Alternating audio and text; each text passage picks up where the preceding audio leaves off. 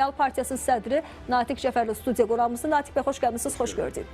Rejissorumuza xahiş edəcəm, biz elə Hörmüz boğazına dair qrafik təsviri ekranlara getirik. Əslində müharibənin ilk günündə də əsas sual Hörmüz boğazı bağlanarsa hansı riskləri gətirib çıxarar? Biz 25 gün ərzində bunu danışdıq və bugün kilit nöqtədə Hörmüz boğazıdır. Bəlkə elə Trampı bugün danışıqlara vadir edən səbəb də Hörmüz boğazındakı risklərin yəni mövcud olmasıdır. İlk olaraq yəni bunu 25 gün ərzində biz təqdim etmişik. Yəni Hörmüz boğazının önəmi nədir? Nə qədər daşımalar həyata keçirilir? Bu 25 gün ərzində necə hiss elədi?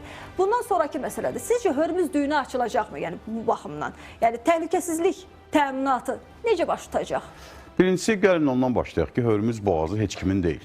Nə İranın deyil, nə də başqalarının deyil. Sadəcə məsafə olaraq o qədər yaxındır ki, bəli. Yox, əgər dəniz sularını götürsək, orada Səudiyyə Ərəbistanı, Birləşmiş Ərəb Əmirliyi və Omanın da dəniz sularında 12 millik öz dəniz suları var. Hətta oradan keçən gəmilərə belə təhlükəsizliklə bağlı problem var deyə Hörmüz boğazında indiki problem yaşanır. Və İran tərəfdən də 12 millik, dəniz millik sahil gəlib ən dar nöqtədə Oman daxili suları ilə toqquşur. Yəni orada cəmi 33 kilometrdir eni ən dar nöqtədə və burada 12 mildə 22 kilometrdir. Yəni ikisinin dəniz sahili, dəniz zonası daha doğrusu 44 kilometrdir. Yəni 33 kilometr buna bəs eləmir. Ona görə də 86-cı ildə, 82-ci ildə dəniz haqqında konvensiya qəbul olundu, dəniz daşımacılığı haqqında. Hörmüz məsələsi o vaxtdan gündəmdə idi. 86-cı ildə ümumi bir qərara gəlindi ki, heç kimin deyil və gəmilər oradan sərbəst şəkildə keçə bilər. Sadəcə İran bu müharibədə İsrail və Amerika koalisiyasına güc gələ bilməyəcəyi aydın məsələdir, yəni hərbi nöqteyi nəzərdən. Neft və qaz və enerji daşıyıcıları bazarında böyük bir xaos yaratmaqla və Körfəz ölkələrinin infrastrukturuna zərbə vuraraq dünya iqtisadiyyatında bir gərginlik yaratmaq, bununla da Amerika Birləşmiş Ştatlarına bir baskı qurmaq və baskı nəticəsində müharibəni sonlandırmaq taktikasını seçib. Yəni əslində Hörmüz boğazı İranın daxili suları deyil. Yəni istənilən halda əgər biz müharibədən öncəki vəziyyətə qayıtsaq, beynəlxalq konvensiyalar, dəniz konvensiyasına görə, 82-ci il konvensiyasına görə çox normal şəkildə bütün gəmilər oradan keçməlidir. Sadəcə təhlükəsizliklə bağlı problem var deyə gəmilər keçə bilmir. Yəni atəşə tutulur və yaxud da sığortalanmır. Siz bayaq doğru qeyd elədiniz, çünki gəmiçilikdə ən vacib məsələ sığortadır. İndi də sığorta qiymətləri, məhz həmin bölgədəki sığorta qiymətləri 6 dəfə artıb bir gəminin sığortası və bununla görə də sığorta şirkətləri də riskləri özlərinə götürmədiyinə görə, götürmək istəmədiyinə görə gəmilər keçə bilmir. Yoxsa heç kim oradan bir obraz desə bir zəncir bağlayıb kəsməyib yolu. Sadəcə təhlükəsizliklə bağlı və sığorta ilə bağlı problem var deyə gəmilər keçə bilmir.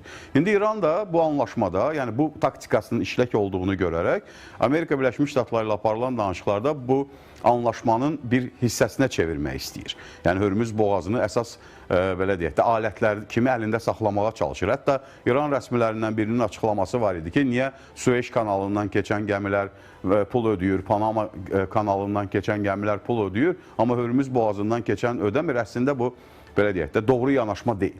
Çünki Süveyş kanalı da, Panama kanalı da süni şəkildə insan övladı tərəfindən qurulmuş bir keçidlərdir və onlar ölkələrin daxili investisiyaları və xarici investisiyaları hesabına beynəlxalq qaydalara uyğun həyata keçirilən bir yollardır. Amma Hörmüz boğazı təbii əsrlərlə həmin bölgənin ticarətində önəmli rol oynayan, bir neçə yüz il bundan qabağa qədər Portuqaliyalıların hətta nəzarət etdiyi bir bölgədir. Yəni ona görə də burada İranın sadəcə gələcəkdə bu danışıqlarda əsas alət kimi bu işlək olduğunu gördü. Dünyada bir gərginlik yarandı, Amerikaya baskılar yarandı və nəticə etibarilə bunu əlində saxlamağa çalışacaq alət kimi. Amma bunu necə eləyə bilər? Bunu çox güman ki, hansısa bir konsorsiyum quraraq edə bilər. Yəni tək başına mümkün deyil. Kimlə quracaq? Amerika ilə mi konsorsiumu? Çox güman. Başqa burada variant, belə bir başqa seçənəklər çox az da ola bilər. Amerika öz adından yox, Körfəz ölkələrinin birinin adınla, elə həmin Omanla və yaxud da Birləşmiş Ərəb Əmirliyi ilə, ya Səudiyyə ilə o konsorsiyum qurulması mümkündür. Çünki bir tərəf təhdid eləyirsə, bu təhdid iki tərəfli işləyir də.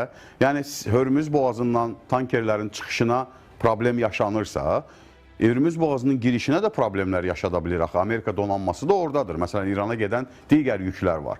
İran neftinin 90%-ni Hürmüz boğazı ilə ixrac eləyir, bəli. Amma istehlak etdiyi ərzaq məhsullarının 40%-dən yuxarını, dərman preparatlarının böyük əksəriyyətini, yəni ərzaq və qeyri-ərzaq məhsullarını Bəndər Abbas limanı və Hürmüz körfəzi vasitəsilə əldə edir. 85-86%-ə yaxındır hardasa bu rəqəm. Yəni böyük bir rəqəmdir. Ona görə də İranın özü üçün də həmin boğazın normal şəkildə açıq qalması, gəmiçiliyin açıq ayaqda qalması çox vacibdir. Sadəcə İranda təbii ki, indi bir müharibənin gətirdiyi bir dirəniş var. Həm liderlərinin öldürülməsi, böyük generalların öldürülməsinə görə bir dirəniş var və bunu bir ciddi bir faktora çevirmək istəyirlər. Amma orada bir konsorsiyum anlaşma olmasa, hər tərəf o zaman İran açsa, məsələn, Amerika bağlayacaq və yaxud da Bahreyn bağlayacaq, daha doğrusu Oman bağlayacaq, ya başqaları bir bağlayacaq ki, İran pul alırsa elə mən də alım. Fərqi nədir? Çünki 33 kilometrlik dar boğazda, onun 12 kilometri Omanın, 12 kilometri İranın ərazisinə düşür. İran oradan keçən gəmilərə pul alacaqsa, məsələn, Oman desə ki, mənə lazım deyil, gəlin buradan keçin, İran onu neyniyəcək? Vuracaq yenə, əgər münaqişə bitəndən sonra. Deməli, burada ümumi bir anlaşma ehtiyacı yaranır və dünən Donald Trump'ın belə çox, mən düşünmürəm ki, təsadüfən o sözü işlətdi ki, zarafat kimi qəbul olunur. amma mən onu zarafat kimi... Ayətullahla birgə idarə edəcəyik. Yəni, çox güman elə olacaq. Çünki orada konsorsiyum olmasa, bir birgə fəaliyyət və yaxud da birgə nəzarət mexanizmləri yaradılmasa, Trump da burada maraqlı ola bilər, yeri gəlmişkən. Belə təbii bir kanal yaranır, Süveyş və Panama kanalı kimi. Orada kim nəzarət eləyirsə, oradan keçən gəmilərdən əlavə pul yığacaqsa, əlavə bir dividend yığacaqsa, bu Amerikanın da sərf edəcək. Ödənişdə olacaqsa, əgər Amerika da bundan qazanmış olacaq. Əlbəttə, çox güman. İran da bundan sərfəli çıxa bilər, təbii ki. Amma yenə təkrarım, İran tək başına bunu eləyə bilməyəcək. Əgər İran ora keçidi, tutalım...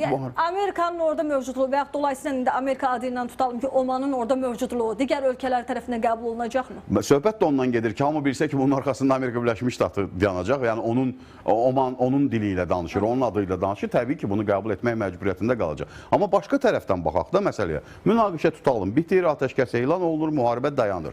İran da deyir ki, Hürmüz boğazından, mənim sahəmdən keçənlər gəmilər pul verməlidir. Keçməyəcək gəmilər keçəcək Oman tərəfdən. Onda nə olacaq? Yenə vuracaq o gəmiləri. Mümkün deyil axı. Ona görə də bir ümumi konsensus gəlməlidir, bir konsorsiyum yaradılmalıdır. Əgər bu pullu olacaqsa, yeri gəlmişkən bu da ciddi bir problemdir. Çünki oradan bir tək neft qaz daşınmır ki, dediyim kimi ərzaq məhsulları da daşınır, gübrələr daşınır və bu gübrələr kənd təsərrüfatının belə deyək, qida təhlükəsində çox ciddi rol oynayır. Ona görə də əgər Hürmüz məsələsi həll olunacaqsa, beynəlxalq bir şirkət qurula bilər.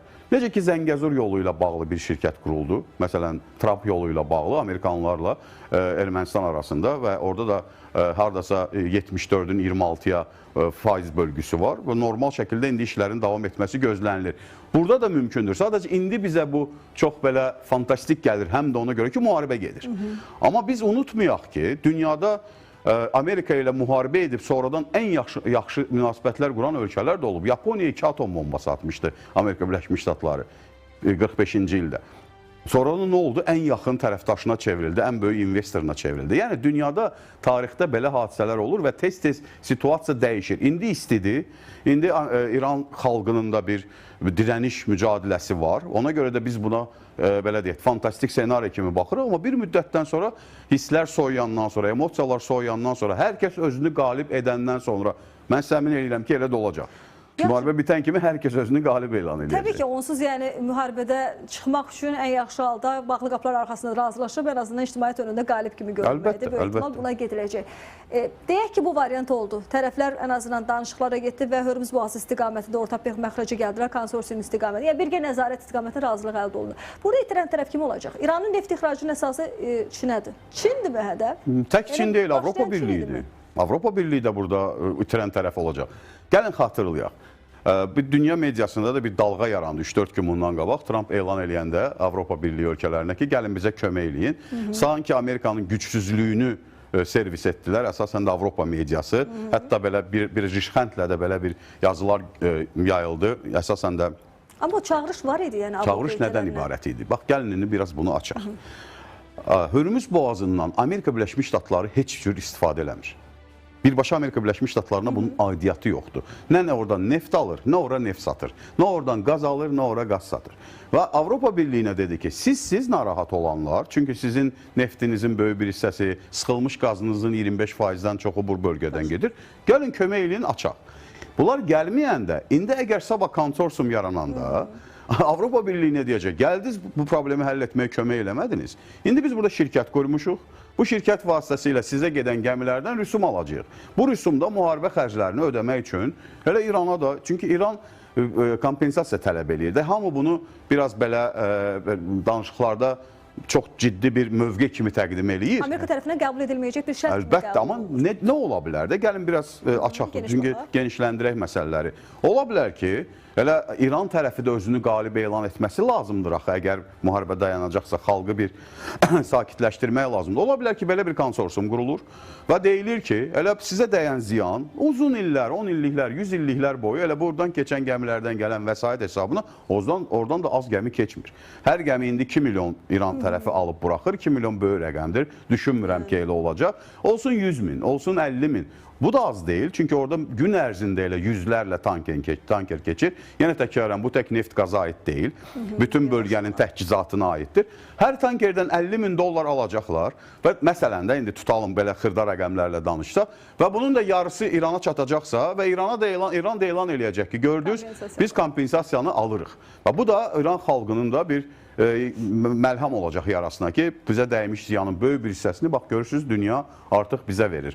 Və bir hissəsini Amerika Birləşmiş Ştatları da götürəcək və bölgədəki dəymiş ziyanı belə kompensasiya etmək üçün istifadə edəcək. Orada da hərbi bazalara ziyan dəyib, Birləşmiş Ərəb Əmirliyinə ziyan dəyib, bir çox ölkələrə ziyan dəyib. Həmin o ziyanın qarşılanması üçün də uduzan tərəf yenə kim olacaq? Avropa Birliyi ölkələri. Çin burada biraz fərqlidir. Çin həmişə udur o mənada ki, ucuz alır nefti. İstənilən halda ucuz alır. Dünya bazarında, məsələn, bugün 102 dollardır neftin qiyməti. Amma son məlumatlara görə, məsələn, Rusiyadan da 90 dollardan aşağı alır, İrandan da 90 dollardan aşağı alır. Çünki orada sanksiya məsələləri də var. Ona görə də Çinə bəli, müəyyən zərbələr dəyir, amma daha çox Avropa Birliyinə zərbə dəyir və Avropa Birliyi tankerləri oradan keçərkən, ödəniş edərkən, təbii ki, öz vəsaitləri hesabına ödəniş ediləcəklər, onların məhsulları bahalaşacaq.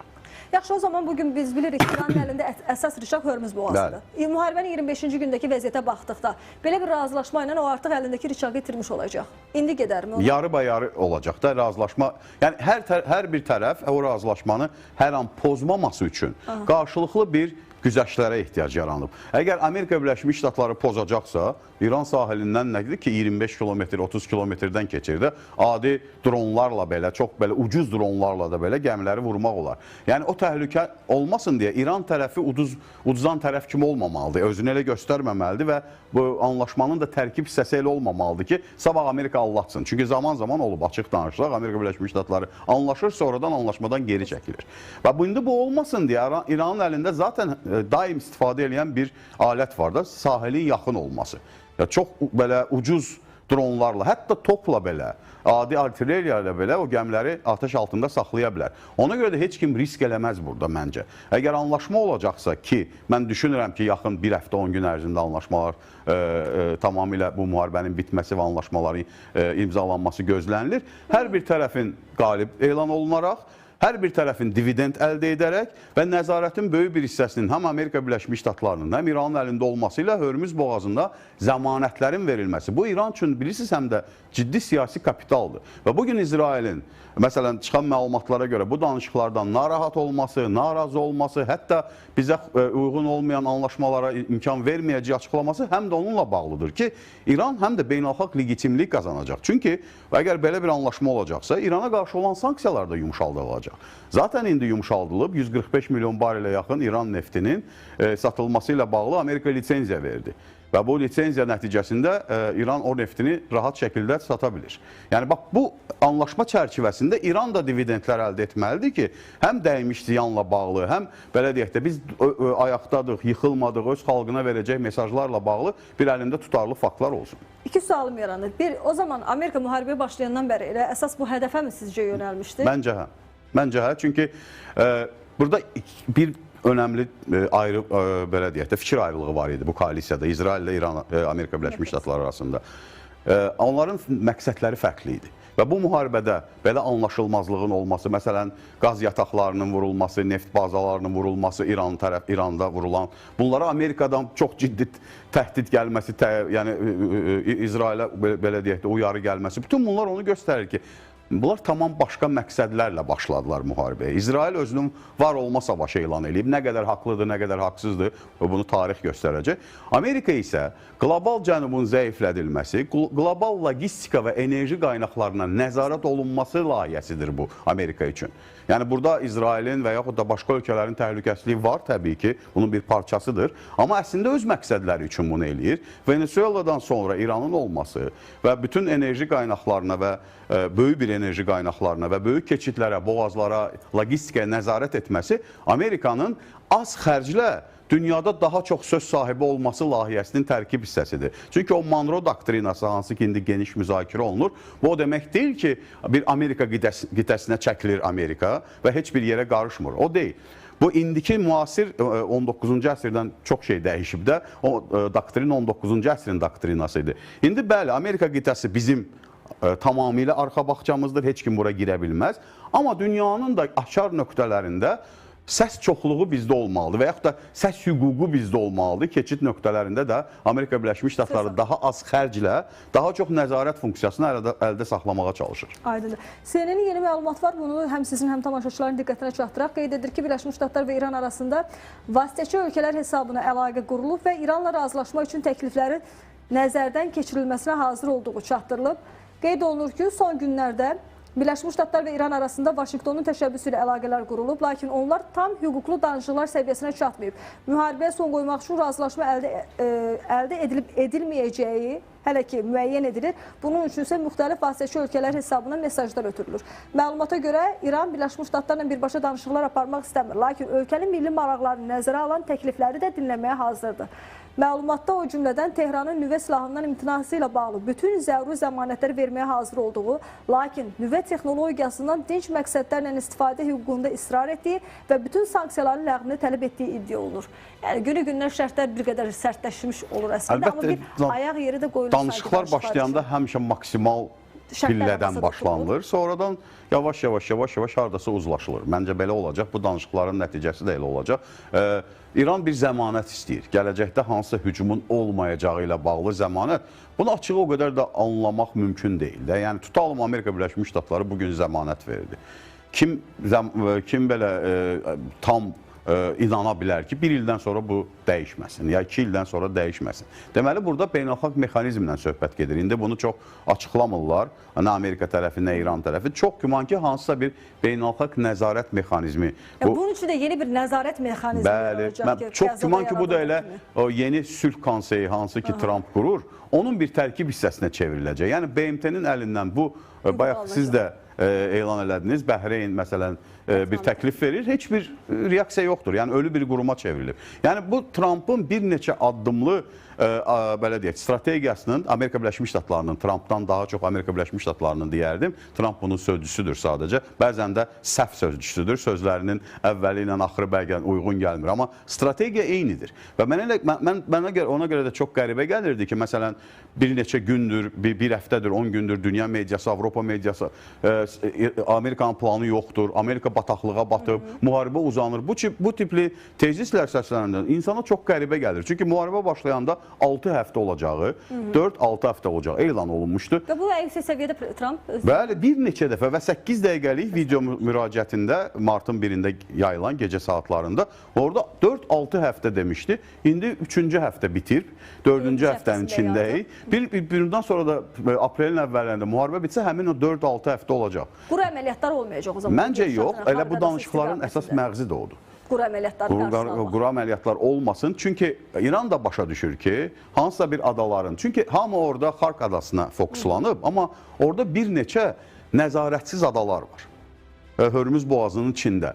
Yəni 80-ci illərdən bəri Birləşmiş Ərəb Əmirliyi ilə Omanla İran arasında çox ciddi fikir ayrılığına səbəb olan kiçik adalar var. nə bilim 3 kvadrat kilometr, 5 kvadrat kilometr olan adalar var.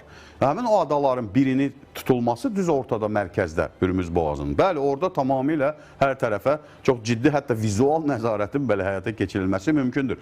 O adaların əlindən çıxması İranın... Tutsa saxlaya bilərmi? Məsələn, deyək ki, yaxşı, Birləşmiş Ştatlar tutdu o adalardan birini. O adaların aviadaşıyıcı gəmi ilə heç bir fərqi yoxdur.